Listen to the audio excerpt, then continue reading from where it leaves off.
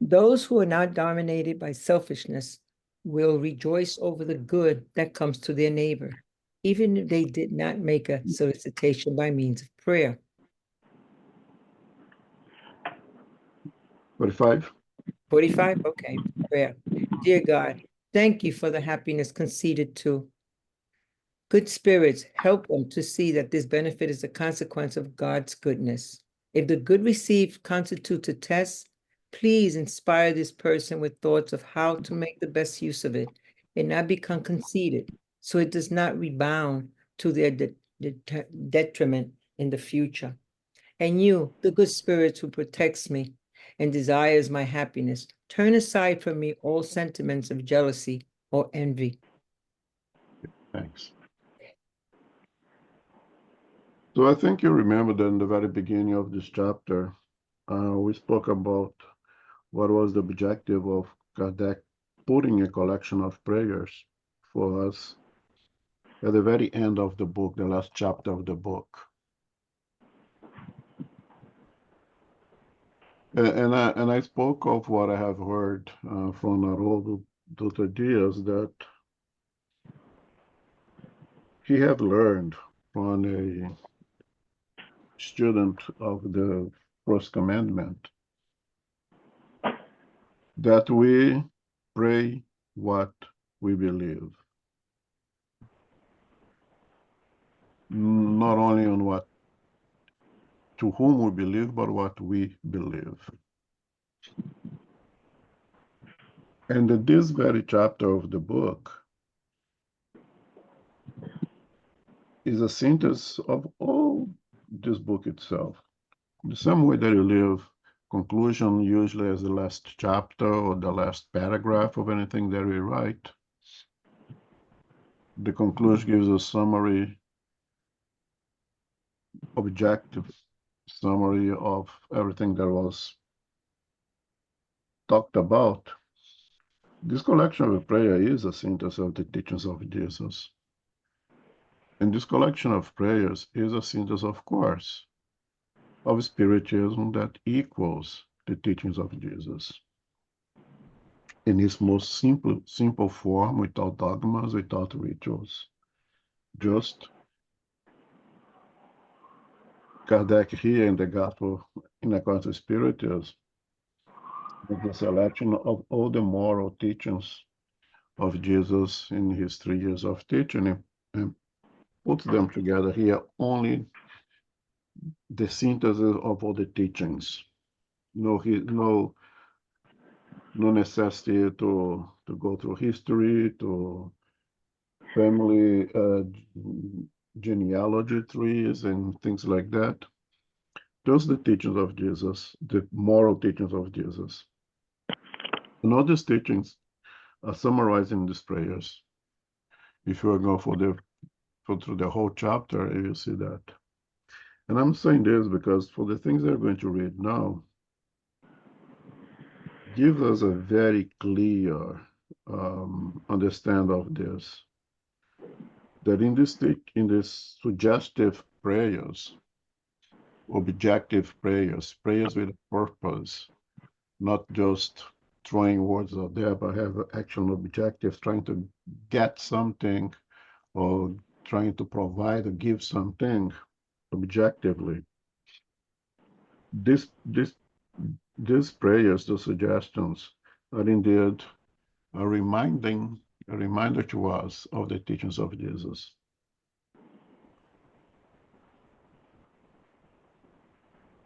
And you have to be careful not to miss very important things in the lessons on these words over here, especially in the introductions, like this one here, that those who are not dominated by selfishness rejoice over the good received by their neighbor, even when it has not been asked through prayer.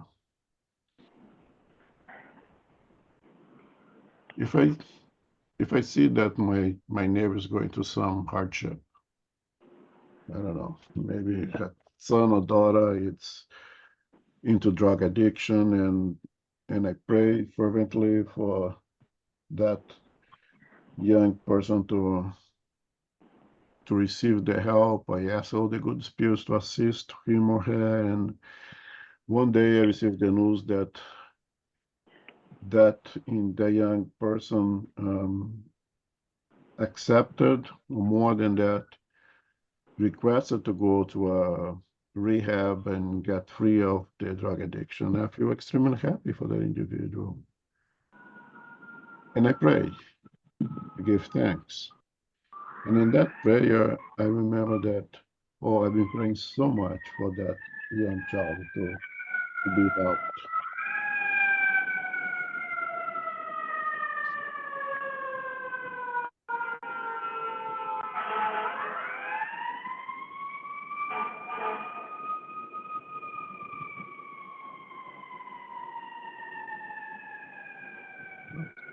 Awesome.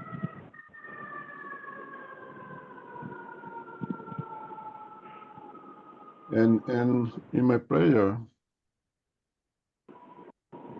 there is a component of self, right? Regardless that my true intention is for that young person to receive help. In my prayer, there is the component that my prayers, my energies, um, my thoughts, the vibrations that I'm making for that young person, for that family, I thank for that they received. It's wonderful, it's fine. But it's still there is the component of I did it, I asked for. Um, my thoughts, my energies. But when it's not being asked through prayer, there is an even greater component of selfless. That is absolutely the self is out, right? So the neighbor on the other side has had equal problem that I never knew. And then I find out that the neighbor on the other side also went for rehab, made a choice to go to rehab, and is in the process of recovery. And then I pray that, and in my prayers, I give thanks to God, to the good spirits, that that individual is receiving that help, even though I didn't ask for it. It is another layer of pure charity, of absolutely selfless. So, so even when it was not be asking, was not being asked to prayer, is one step above, right? Because when we give thanks for the things that we received, even if you received for others, here it eliminates that we received. It's only they that received, right? And more than that, now you're going to ask that they may make a good use of that help received. That now when that young person decide to go into rehabilitation, that it will be successful. That upon coming out of that rehabilitation, that person will face all the stresses, will face all the triggers that led them to the drug addiction to begin with, and stay above it, and do not corrupt the desire to stay clean. That will be successful and completely freeing themselves from any addiction, being physical, emotional, psychological, or whatever you really want to say. Be totally clean from it.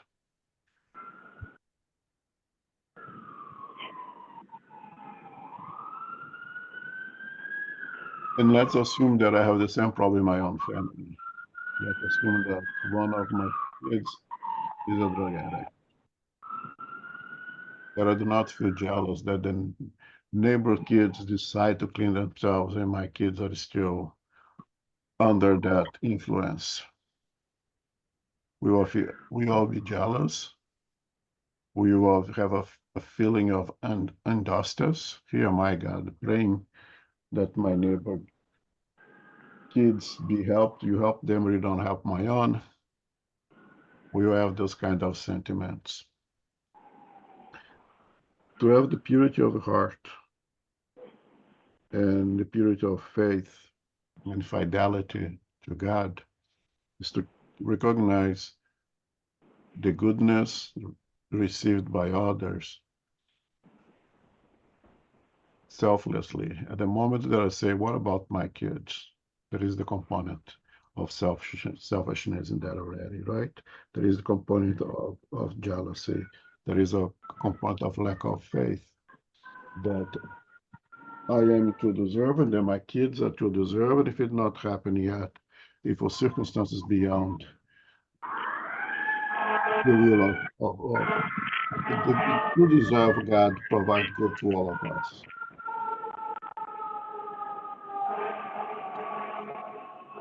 Who is having the Michelle Santiago, could you mute your phone? is it Michelle Santiago? Okay, I'll mute her here. I don't know who's Michelle Santiago. Okay, thanks.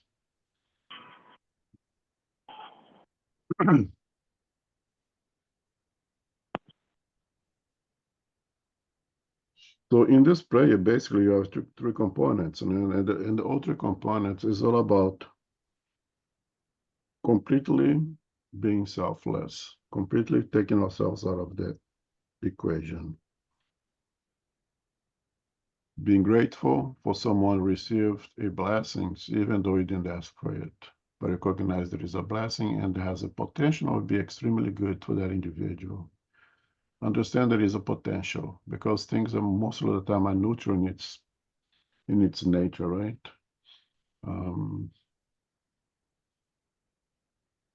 Be very happy that the neighbor won the lotto, but understand that there's no power at one's hand as it has the potential of being of extremely valuable. It can be a source of stress. It can be a source of choosing wrong path. Now that you have all this power, you may misuse it in many different ways.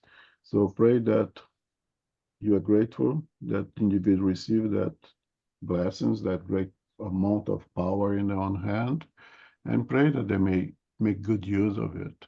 They apply it in a way that it will be beneficial for him or her and not be a cause of derailment from the right path. And understand our fragility, as Jesus said to Peter, right? You understand, Peter, that humans are more fragile than evil.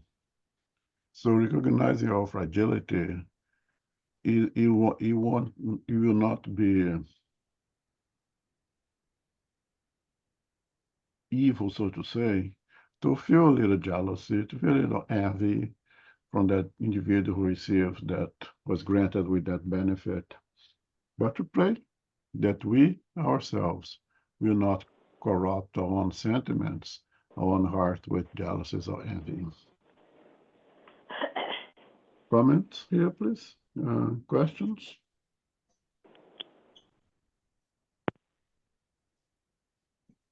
Yeah, Elmo, I've Yep. actually heard, it's an odd thing. I've actually heard of, that sometimes they use the word country, but let's say communities where the whole community, I don't know if it's a cultural thing, but they say that if in this areas, if one family gets a new cow, the other families in the community do not think positive about it. They wish the cow to die, and so it's like I don't know if that's a thing where they just want everybody to, I don't want you to rise up. I want to pull you back down kind of mentality.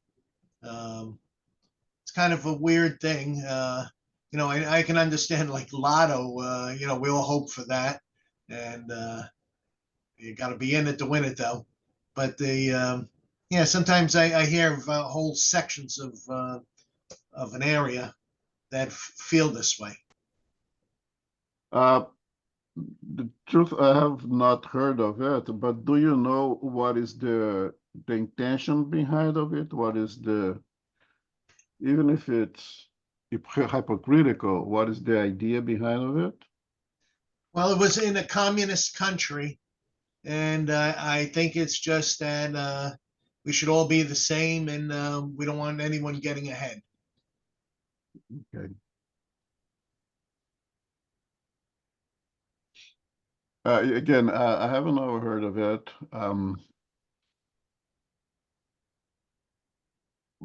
Personally, anything that goes contrary progress, contrary betterment of oneself and one's community, I think is an anti-Christian philosophy.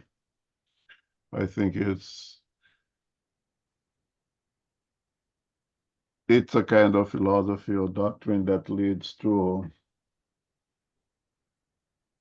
poverty of that community. Maybe that's why communism to go around. That's why it broke down, right?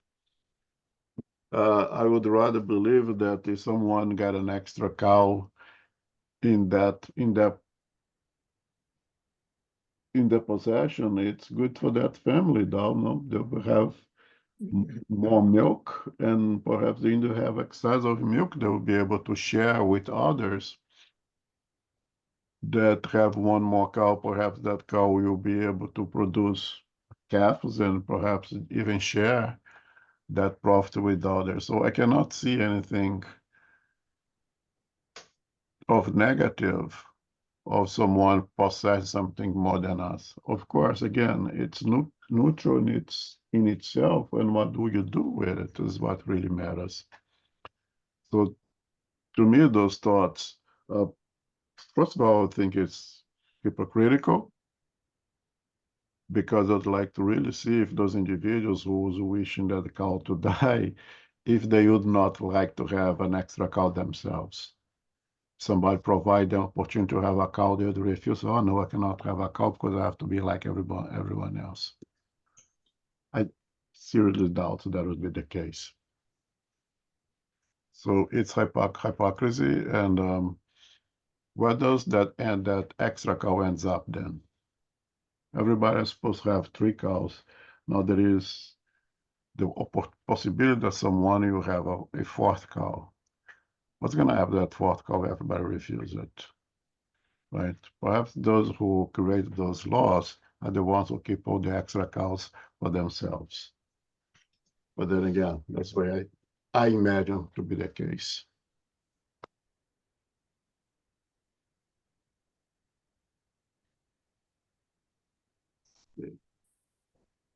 Now we're going to deal with enemies, and that is a really tough one. And here more than anything else, and that's why I start saying that this is really a synthesis of the whole teachings of Christ in those prayers. Because you're going to deal with the core of the teachings of Christ, the indulgence, forgiveness, and benevolence, and the word charity. And we have to deal with our things that we call enemies. So let's read the introduction first. Okay. Okay. For our enemies and those who wish us ill. Jesus said, love even your enemies. This maxim shows all that is most sublime in Christian charity. But in saying this, Jesus did not mean we should have the same tenderness for an enemy as we have for a friend. With these words, he teaches us to pardon offenses, to pardon all evil done to us, and to repay all evil with goodness. Apart from the worth that this conduct has in God's eyes, it also serves to show people the nature of true superiority. Okay. I find the word enemy a very difficult word to deal with. And we need to consider what is an enemy. what defines someone as being my enemy?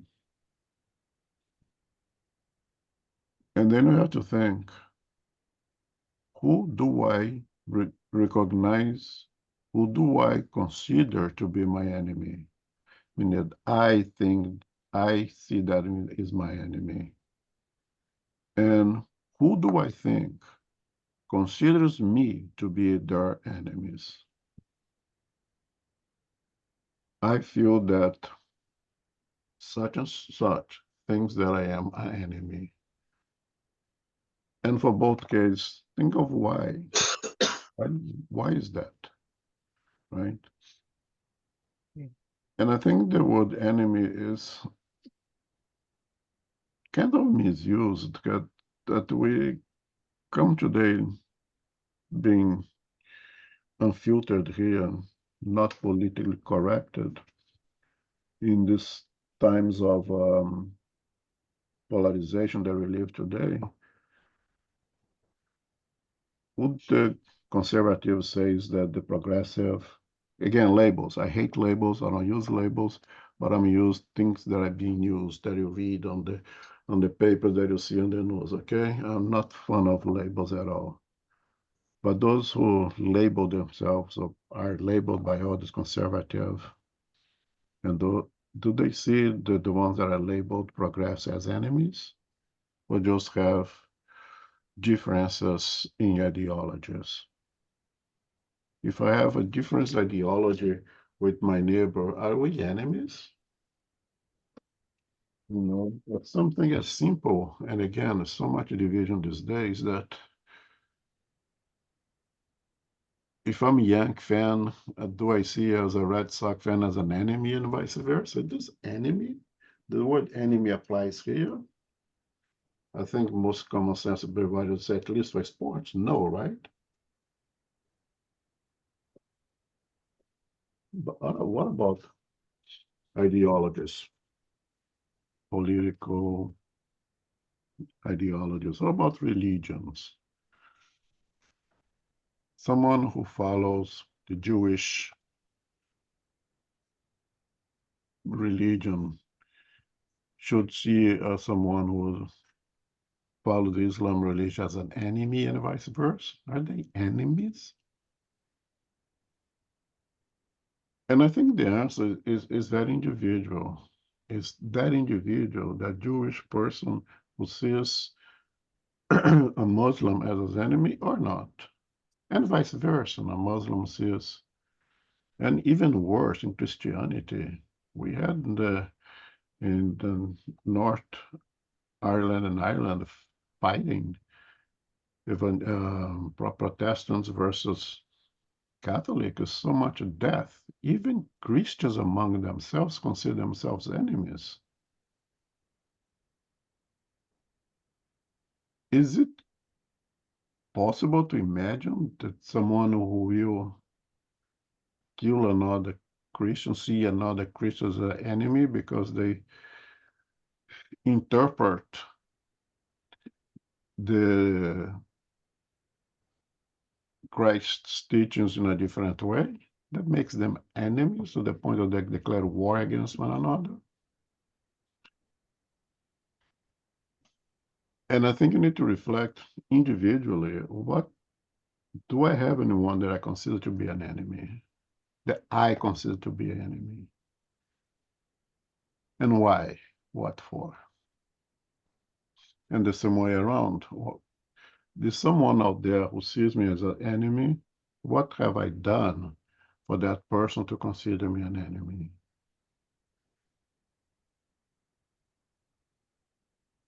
And if there is anything that can be corrected in our part, put the effort to make that correction, right? With limits, of course, with limits.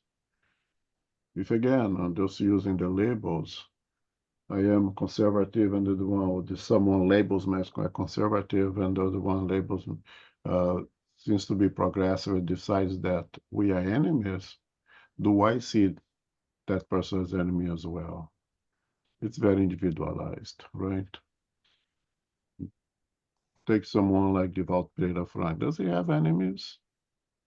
I'm sure there are a lot of people who love to shut his mouth, would stop him to do what he does, that perhaps sees him as an enemy, but I would doubt that he sees other individuals as an enemy, even those who seek to persecute him, even those who seek to stop him from speaking what he speaks.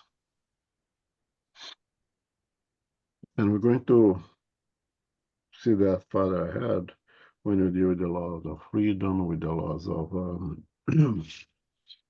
of equality here. It's all the teachings of Christ, right, of Christ, right here. So this idea of love your enemies is, to me, I find very, very complicated. And that's why I think Kardec makes sure to put in the introduction that the word love over here has to be expanded of its meaning. The word love here has to take into account all the ways that we see and define or conceptualize the word love. And personally, love is the essence of God within us. That love is absolutely pure, but it's contaminated by our passions. It's not contaminated by our ignorance. So love, I like to see love in its purity, as Emmanuel makes the analogy of the water that comes from the bottom of the soil of earth, going up towards the surface, passes for many layers of filters, and when it drops out and runs down, it's absolutely pure, pristine. But on the way down, it encounters other layers, and there is mud and the water that's come out purely pure. Now it's muddy because it found dirt along the way. It's contaminated with, I don't know, there's a lot of iron away, and now we call the iron water. You taste, it has a taste of blood almost. And it passes to whatever it passes, it grabs those impurities. But the water itself is there. You can remove the iron, you can remove the bacteria, you can remove the dirt, and the purity of water remains in there. That's how I like to see love in that analogy of Emmanuel. But unfortunately, we corrupt that love with our passions, with our negativity, so to say. And the work of purification of pure spirit is exactly that.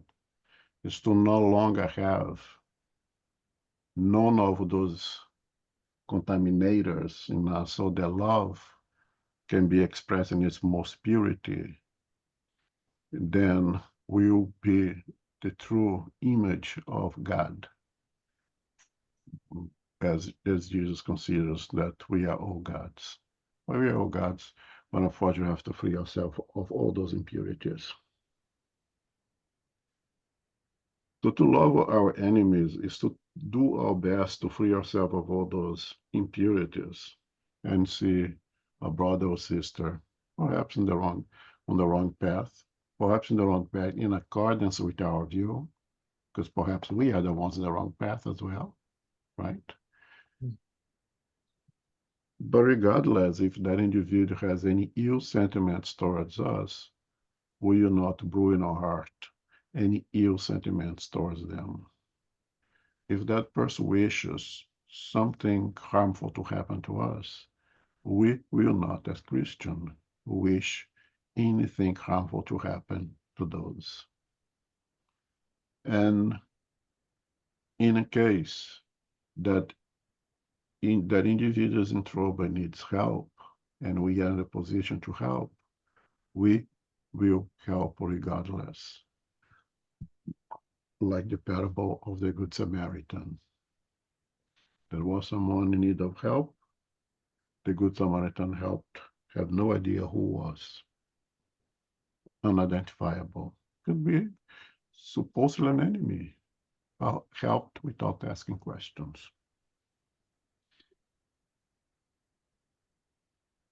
That's the idea that I believe we should take when you hear the words of Jesus, love your enemies. Do not brew hate towards them. Do not wish them harm or help them in case they need your help and you are in a position to help. Doesn't mean that you have to invite them to have dinner in your house and break bread with them, knowing that they have ill sentiments towards you. There will be incompatibility of energies that will make it very difficult for you to break bread with that individuals in your own home. But to have a true Christian sentiments towards that individual, do not wish harm, do not hate, to be helpful if and when possible. Questions, comment? I have a comment. I was thinking through, I think one of the biggest gifts that we all have right now, we incarnated, I think by the fact that you having those relationships that have been sort of, you receive the gift of forgetfulness. Now you don't know who's your enemy for a good reason, or who you had, being prosecuted by or had a victim from. But incarnation is a good point where I think, if you lived in peace, at least consciously, with those enemies on the other side or on this side, sometimes they're in your own family, your father, your mother, for different reasons, you come together as a family. There's no reason when you go back, it will be a good point to start thinking, I was in peace for 50, 60, 70 years. There's no reason to go back now and trying to do harm to anyone, after a sort of a phase where I was able to kind of hold myself accountable and learn through like moral lessons here. But I think incarnation is such an important piece of reconciliation, even unconsciously, because your enemies are everywhere, right? You're a victim and you're a prosecutor at the same time, because we all have our sins and done things to other people. That's why we're here. But if you had that period where, those enemies on the other side are still there and you're able to kind of live with them regardless of what they have done to you, what you have done to them, and learn some lessons here. I think this is a big gift that we have today. I'm going to make my comment right after you read the next 147 prayer, because that's exactly what I was going to comment, and that's exactly what it says here in the prayer itself. Okay, Rogério? Okay, sounds good. Okay, then I'll read the prayer 47. Dear God, forgive him or her the evil they have done and still desire to do to me, as I wish you to forgive me for any offenses I have committed against this person. If you place this person in my pathway as a trial, let your will be done. Turn me away, dear God, dear Lord, from the idea of cursing them and any other wicked sentiment against them. Never allow me to rejoice at any misfortune that may beset them, so that I may not blemish my soul with thoughts that are not worthy of a Christian. Lord, may your mercy extend to him or her and induce him or her to harbor better sentiments towards me. Good spirits, induce me to forget all evil and remember only the good. May neither hate, rancor, nor the desire to pay back evil with evil enter into my heart, since sentiments of hate and vengeance belong to bad spirits, be they incarnate or discarnate. On the contrary, may I be prepared to extend a friendly hand to this person, so repaying evil with goodness and helping them, if this is within my reach. In order to prove the sincerity of my words, I beg you to give me the opportunity to be useful to this person. But above all, dear God, prevent me from doing this out of pride and ostentation, oppressing them with humiliating generosity that would only cause me to lose the fruits of my action. Because in that case, I would deserve the words of Christ when he said, "You have already received your recompense." Thanks. Okay.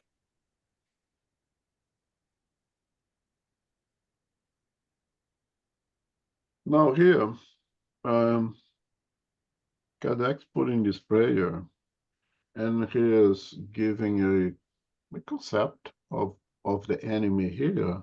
Says someone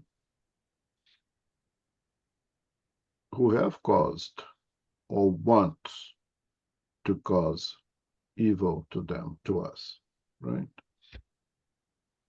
So I forgive such and such for the evil he or she caused me and wants to cause me.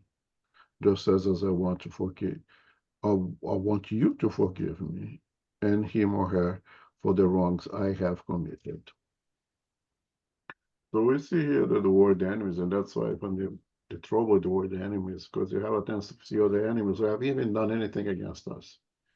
But here, very objectively, someone that we assume or you experienced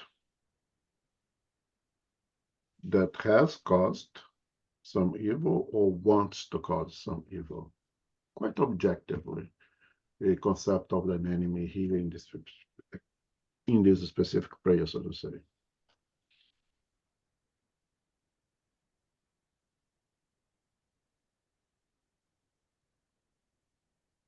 And the forgiveness that he asked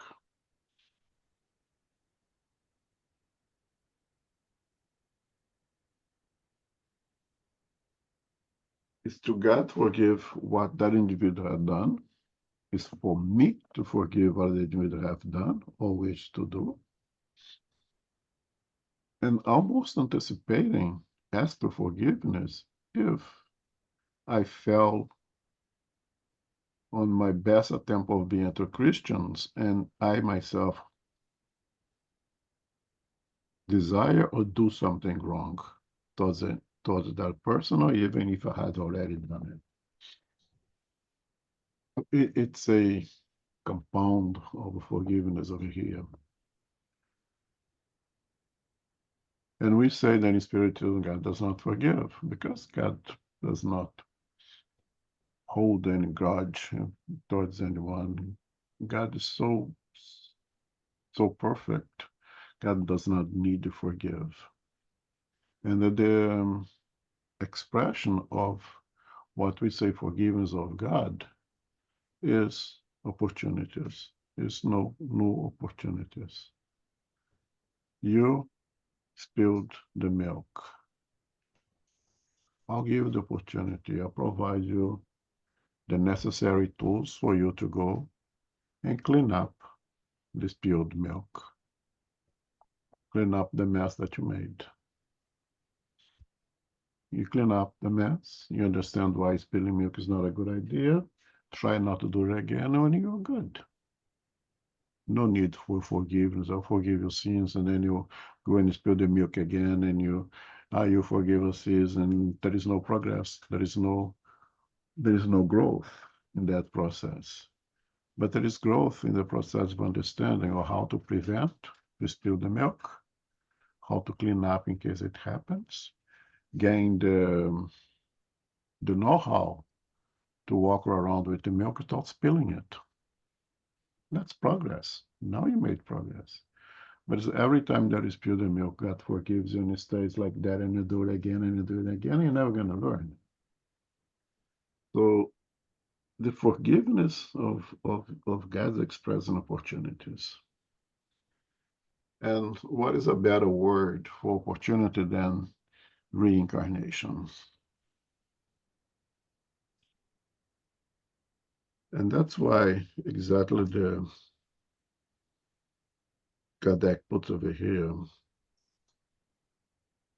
if you have placed him or her on my path as a trial, may will be done.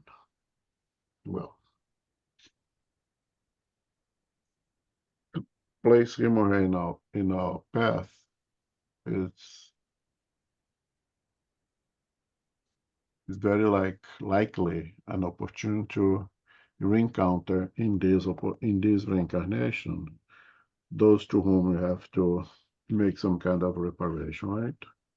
When Jesus suggests to us on the way to the altar, if you have a quarrel with your neighbor, put down your gifts and go and reconcile you with your neighbor before you get in front of the judge.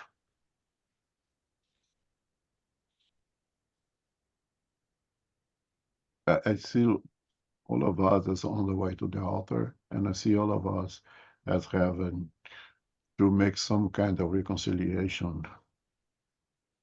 And it will be very hard to make reconciliation with someone who is not present in our path, in our life. So as Rogério said, chances are that many of individuals in our lives are now blood family, relatives, boss, subordinate, co-workers, colleagues on school. There's a good chance that along this path, along this life, we will meet individuals to whom we have to reconcile, and individuals to whom we should put our gifts down and reconcile those individuals.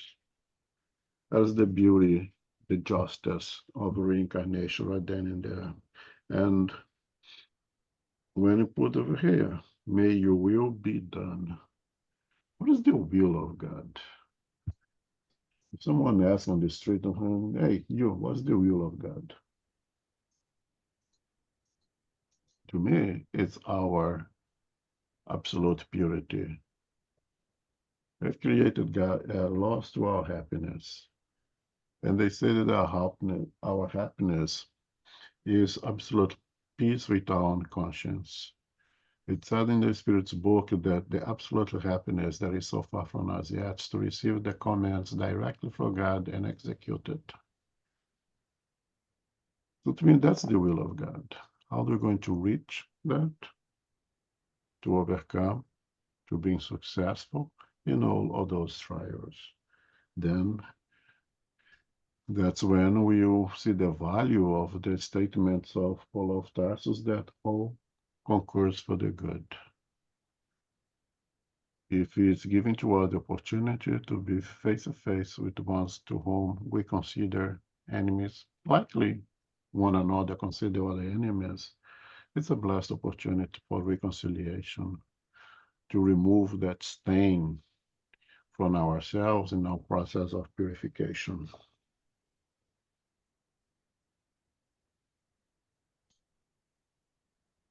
Just a second here, I lost my thought.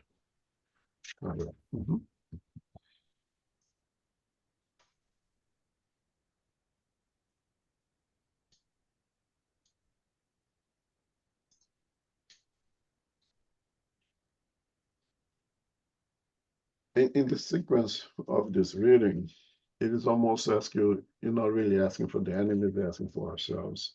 And indeed it is. When you say, may your goodness, O Lord, be extended over him or her, thereby leading him or her to have better sentiments towards me. It gives an impression that you ask for myself, right? Have them like me and stop disliking me. Have them have good thoughts towards me and stop them from having bad thoughts towards me.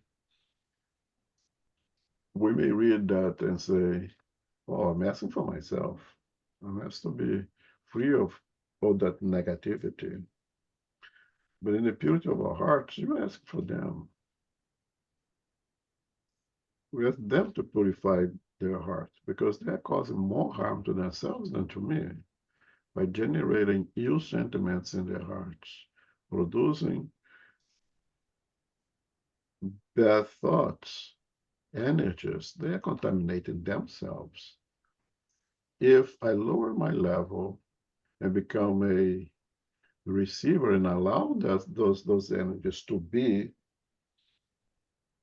a negative force within me, it's my problem. But they are producing that to themselves, regardless of how I receive or not receive it, regardless of where do I vibrate. They are harming themselves, producing those sentiments, generating those harmful energies that will have a consequence. A consequence that may not be perceivable by us at this moment, or by you, not even us by them at that right minute, but it's taking an effect and it's harming them. If nothing else, they would have to have more reincarnations facing those to whom they have to readjust. If I consider A to be an enemy in the spiritual world, I come to this reincarnation, I face A, and through the blessings of the good spirits, I exercise righteousness, and I do my part of reconciliation with that enemy. I take the steps toward reconciliation, and I do my part in reconciliation. I know my part.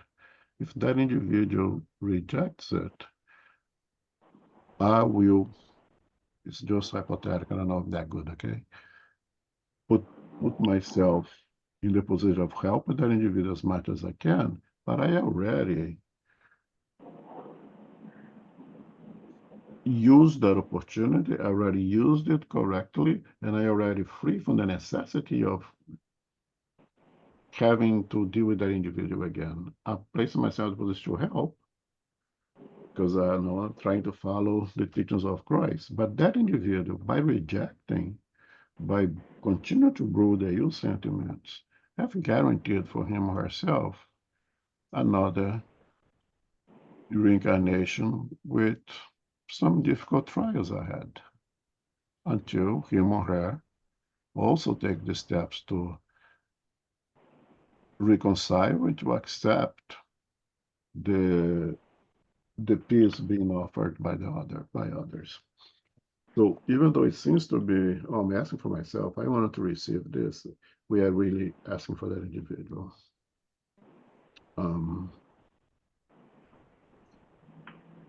There's so much in the exercise of deprivation of the self here, of being really selfless.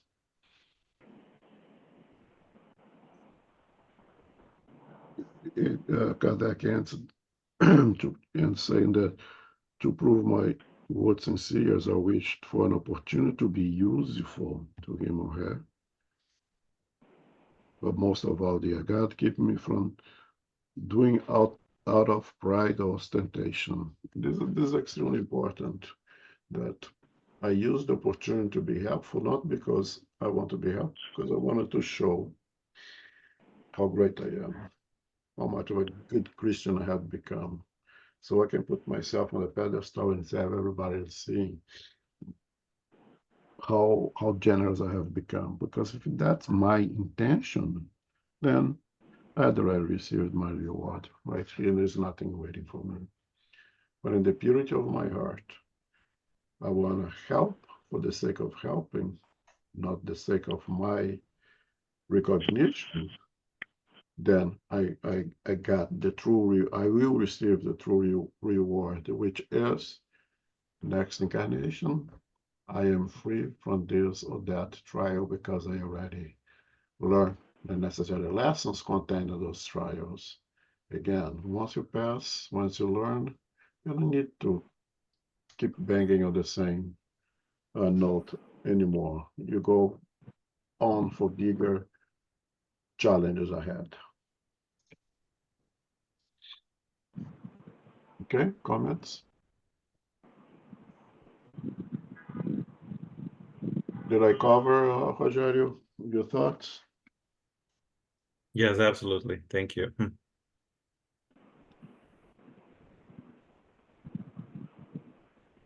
All right, so thanks for the benefit granted to our enemies. Okay. 48. Do not desire evil towards your enemies is to be only partial, partly charitable.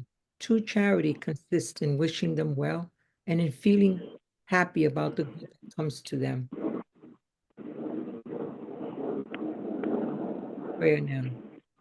Dear God, and in your justice you saw fit to make a person happy, and on his or her behalf I thank you.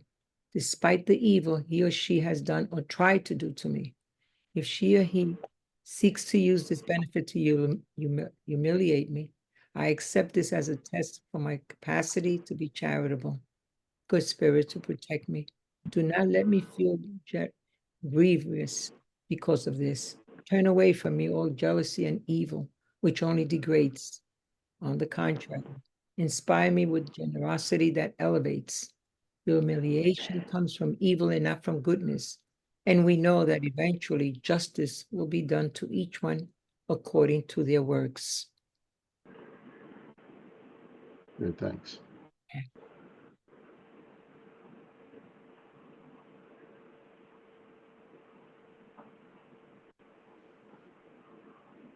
So when Jesus said,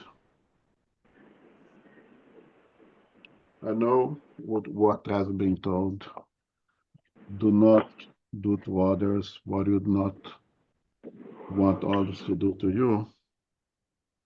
In truth, I tell you, do to others what you want others to do to you in the same circumstances, right?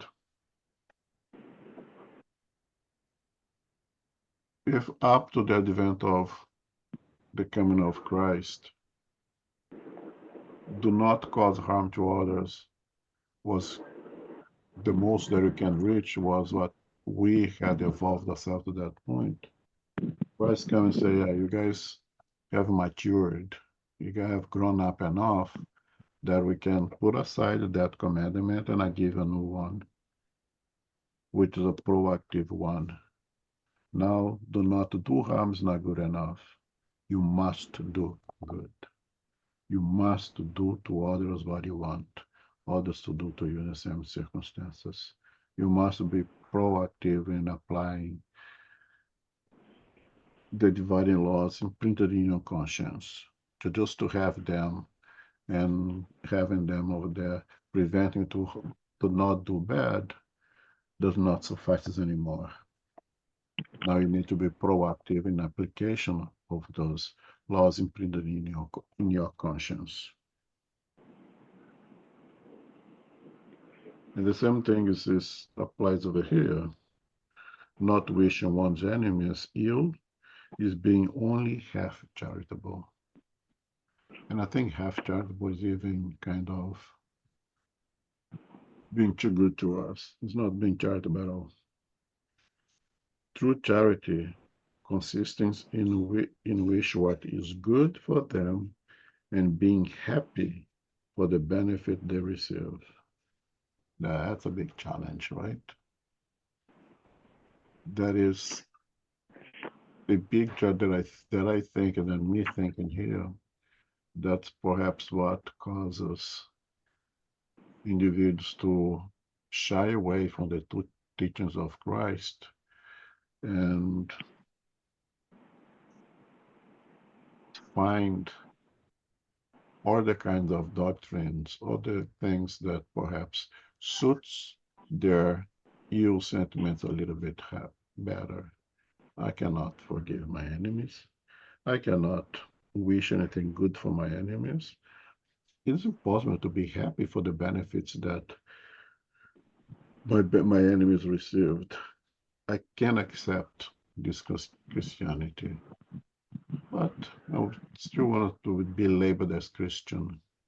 So it records for the things, it records for statements that it's in perhaps in the first commandment. I perhaps accept the idea of an eye for an eye, a tooth for a tooth. That's more suitable for what I have in my own heart. You know, the idea of someone hits your right face, you offer the left, it's not compatible with what I have in my heart. An eye for an eye, a tooth for a tooth is much more like myself. When I see myself in the mirror, that's what I see. An eye for an eye, a tooth for a tooth. Not offering the left face when the right one is hitting. Because we didn't mature enough to get this new paradigm. When it says, in truth I tell you, do to others we have to say, well, that's tough. And you find alternatives not to follow this commandment. But Spiritism asks us to put an effort and try to modify what's in our heart that generates our desires, our wants. And if you put a little effort, and according to the spirits, it takes a little effort, which we think is gigantic, to redirect our desires towards offering the left face, which not does, of course, it's a metaphor of when receiving evil, give this the side of love. When you receive slanders, give the side of silence. One receiving of forgiveness, give the side of forgiveness. That's what this metaphor means, right? When receive the bad, give the good, which for us is so hard yet to be able to put it into practice.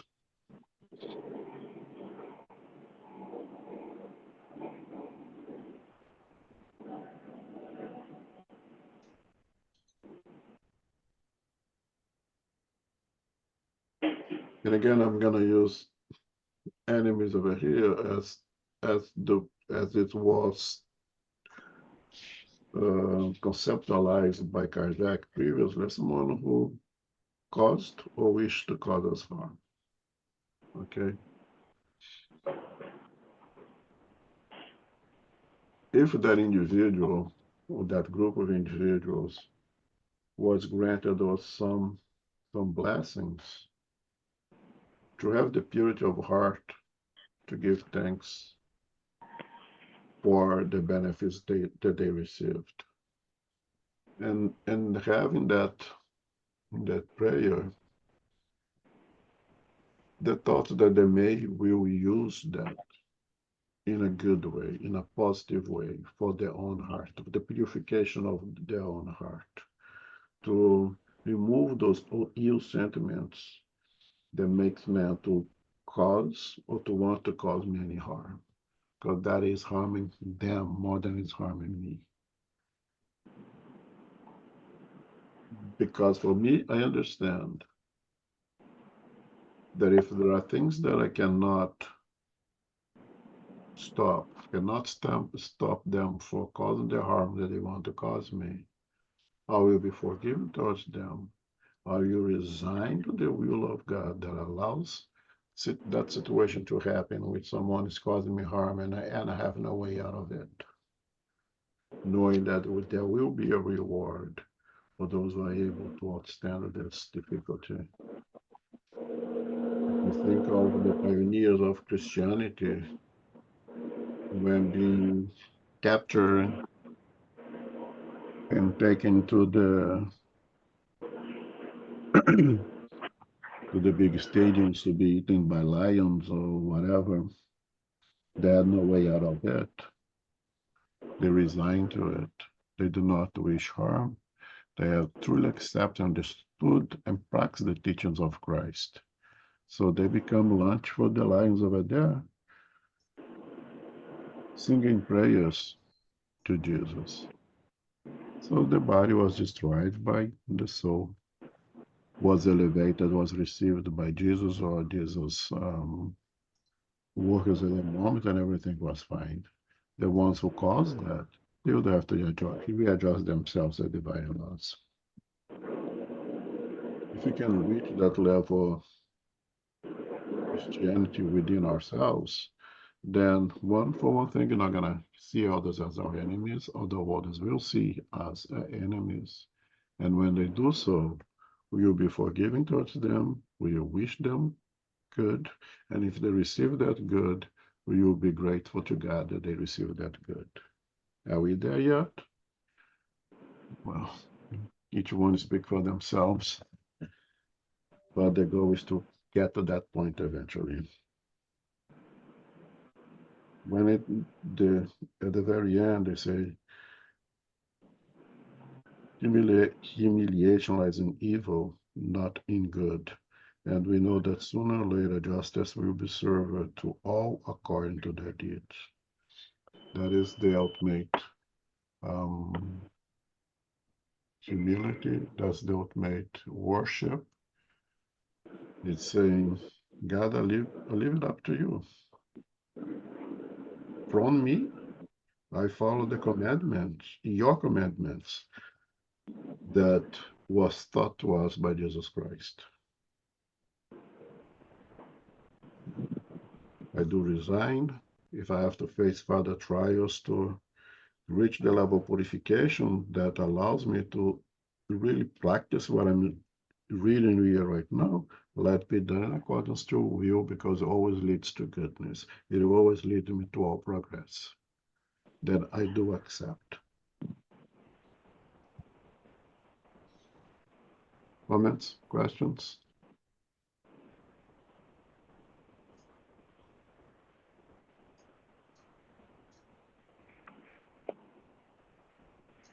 Okay, another. Okay.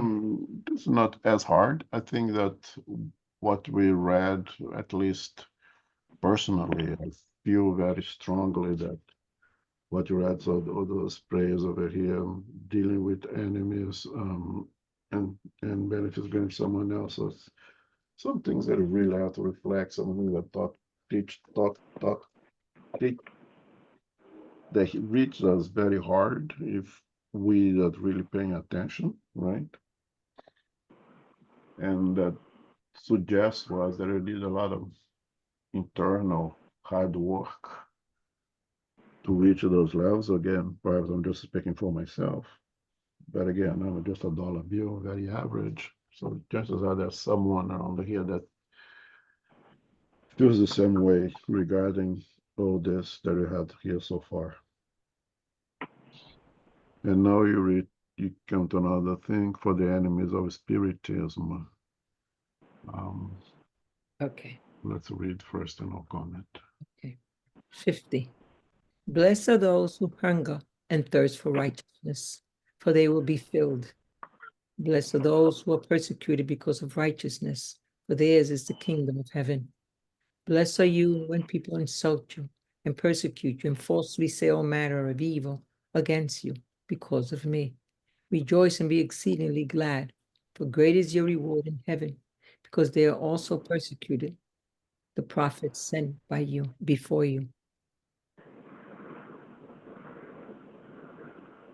Do not be afraid of those who kill the body but cannot kill the soul. Rather be afraid of those who can lose both soul and body in hell. Matthew. Continue 51. No, thanks. Okay. So the title of this passage is For the Enemies of Spiritism. It's not for the enemies of Spiritists. I think that's the first thing for us to keep in mind over here.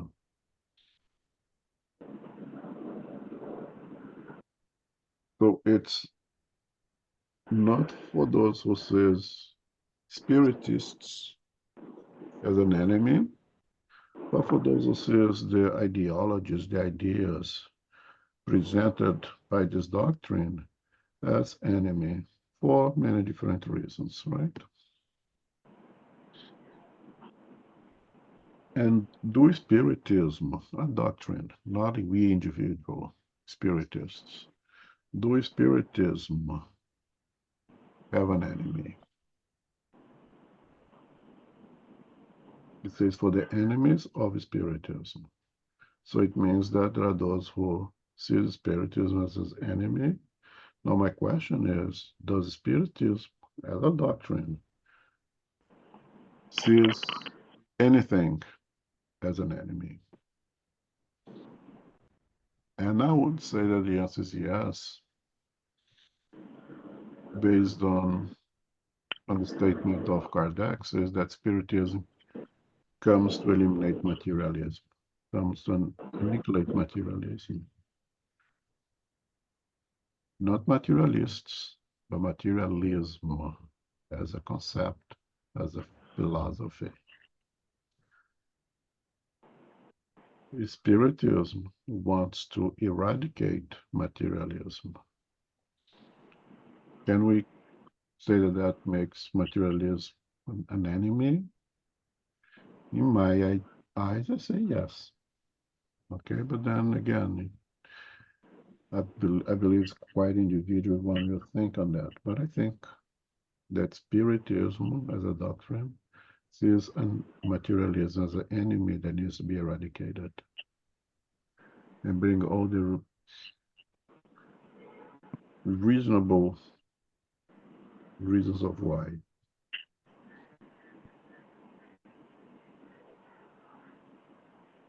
But on the other hand, Spiritism seeks to eradicate materialism because we'll produce by eliminating or reducing materialism, will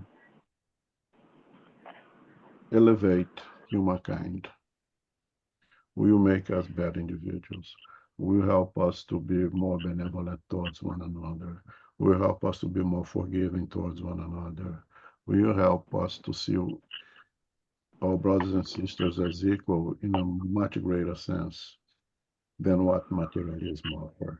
That materialism have the potential of combating all those good goals that I just mentioned, because since everything ends with matter, everything is about matter, there is the potential that I can do everything that is legal in accordance to the law of the land for my own profit while I'm here, because after here, there is nothing else. But on the other hand, there are others who sees Spiritism as an enemy, which Spiritists do not see them as an enemy.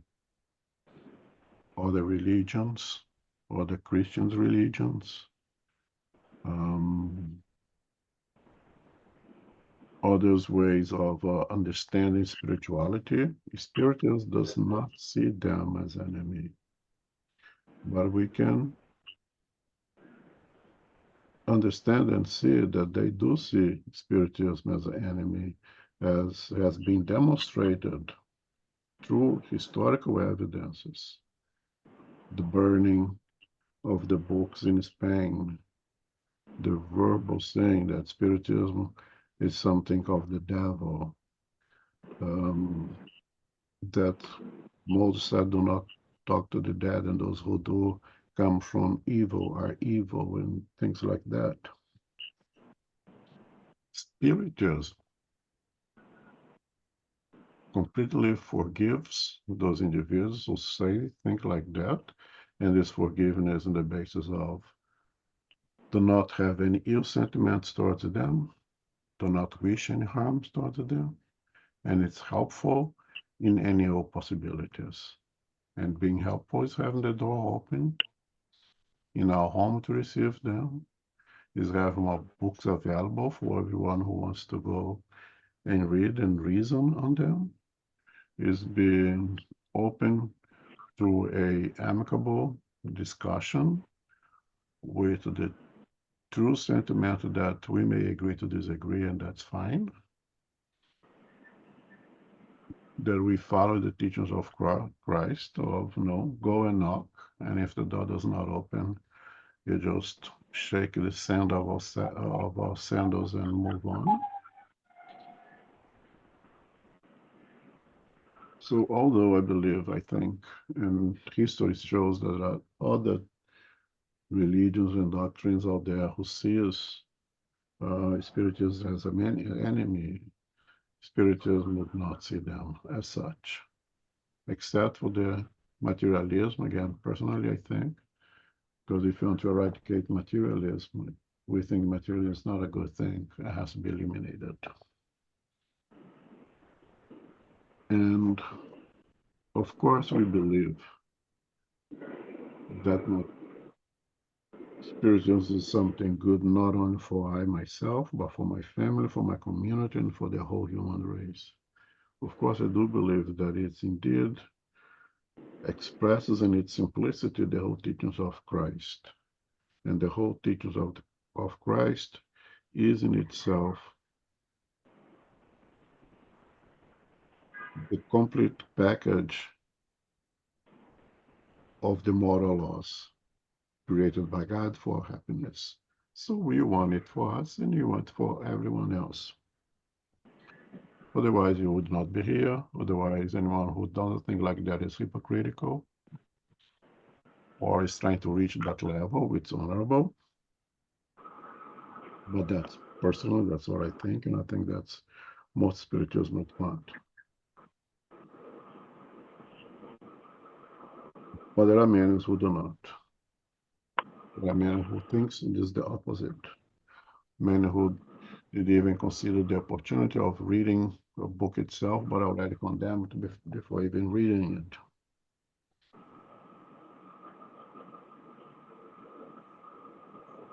And in this way of thought, we consider that we're in the right following Jesus. We reach that conclusion, right? Even though it doesn't. By having this reach that conclusion, follow this doctrine, we're gonna suffer injustices because you're not causing harm to anyone, and someone wish harm to us. So blessed are they who hunger for justice, for they shall be filled. Blessed are those who suffer persecution for righteousness. We are blessed that these days we are not really suffering persecution. We could have, if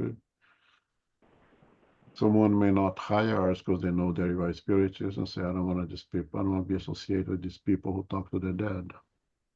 We may suffer some kind of persecution like that. But in the past, there was severe persecution towards spiritists for the pioneers who took a lot of hard hit for us to have this easier way of expressing our beliefs. People had been fired. People have stones being thrown at their houses. People had to move away from a town or city because of just by being a spiritist. They had some really hardship, so they did suffer persecution and injustices. And they never retaliated. There is a case of this individual who worked for Spirit Center in Belo Horizonte, and one day with a bag, he knocked at a door, and a woman opened the door, and he asked if she could provide any dry goods, some food for the poor, and she asked who he was, and he said, no, he worked for the philanthropic spiritist group who provide food for the poor, and she spit right on his face for being a spiritist. And this individual took this handkerchief from his own pocket, dried his own face, and asked, thank you, ma'am, that was for me. Now, do you have anything for the poor? That is the kind of ability to undergo these difficult persecutions for righteousness and wait to receive the reward that they would not be received that time. They did not receive the reward in that physical existence. They have to suffer the slanders, the persecutions, the being accused of death, of being associated with the devil, of all kinds of horrible things. They were able to outstand all that. And unfortunately, there's a lot of individuals today suffering that maybe not even spirituals, but all the spiritualists, communities out there that deserve the same kind of respect as we'd like spirituals to be respected. It's 22. What I think I want to do now, we're going to stop here and continue that next month, and we start from the beginning. The introduction is quite long, and chances are you'll talk too much again. I'm not going to be able to complete. Is there any questions, any comment regarding this, or anything else that we read so far?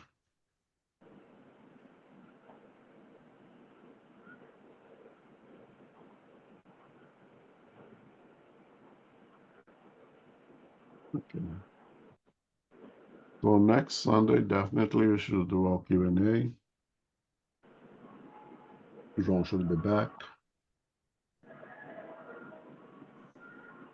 And Carol, will you go to give us the final prayer? Yes, thank you very much for hosting today. It was a great class. And thank you, Sarita, for reading for us and for everyone who is here participating. Infinite Creator and Divine Providence, we give here again as first for our studies of the Spirit, which is giving thanks for the benefits granted to others or to our enemies. May the good spirits guide us and help us to refrain from envy or jealousy of others. May we think well of others despite their offenses and misfortunes. Think not or revenge. Remember goodness, forgiveness, indulgence, rights, and helping hands. Extend our prayers with humility and generosity for those who are in difficult circumstances or the actions that are done against us. Do our part to reconcile with a positive intent and clear conscience. We align with generosity and clarity, which is love in action. When in doubt, may we remember the golden rule. We give thanks to the spiritual benefactors and the good spirits for guiding and inspiring us today. May we receive the love, light, and peace of Christ within us and for our loved ones, our teachers, our directors, the counselors, the mediums, the workers, and all participants. We pray for inner peace, especially now for world peace and for those who are suffering physical and spiritual worlds.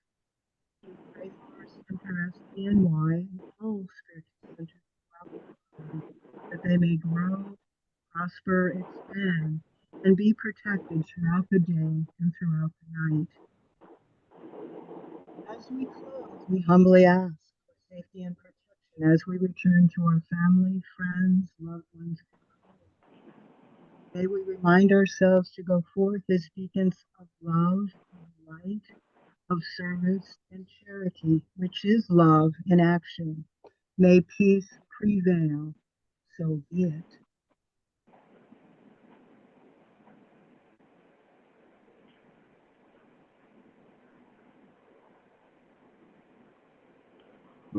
I think for everyone else,